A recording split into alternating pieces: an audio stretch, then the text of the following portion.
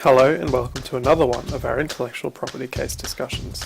Today we'll be examining the 1967 matter of Duchess of Argyll and the Duke of Argyll and others. Argyll set the foundation of marital confidence in both England and Australia.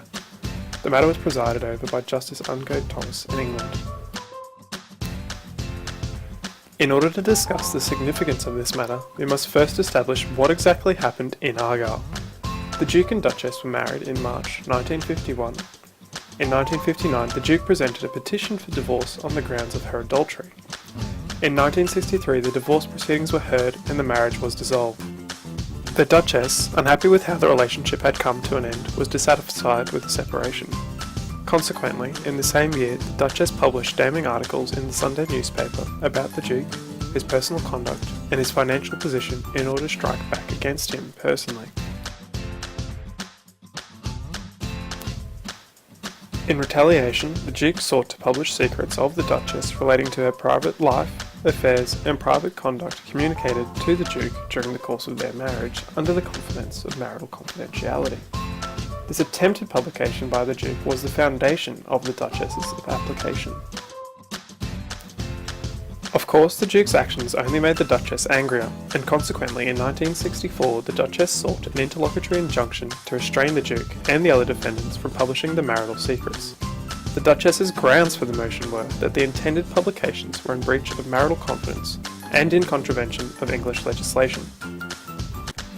I'm sure you're wondering, why is the Duchess so angry when she had done the exact same thing to the Duke earlier?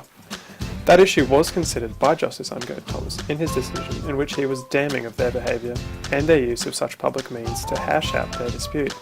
Effectively, he said that it was a bad idea for both parties. The established principle of breach of marital confidence is now widely accepted. Before Argyll, there was no consideration of the implied or explicit relationship between husband and wife and the subsequent duty of their confidentiality.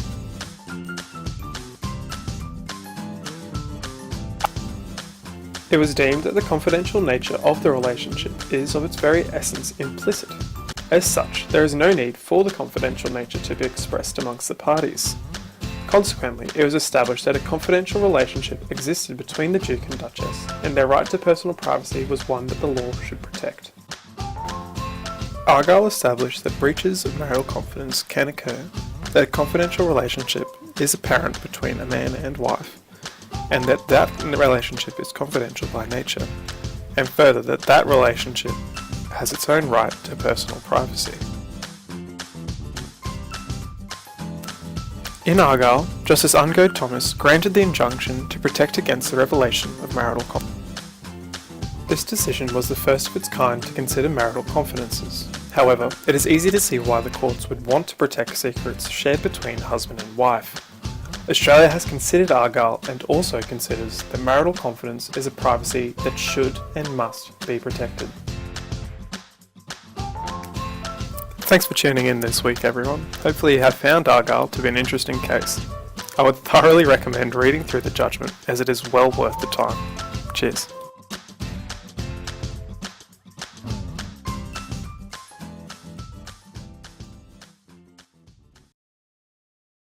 Created using Powtoon.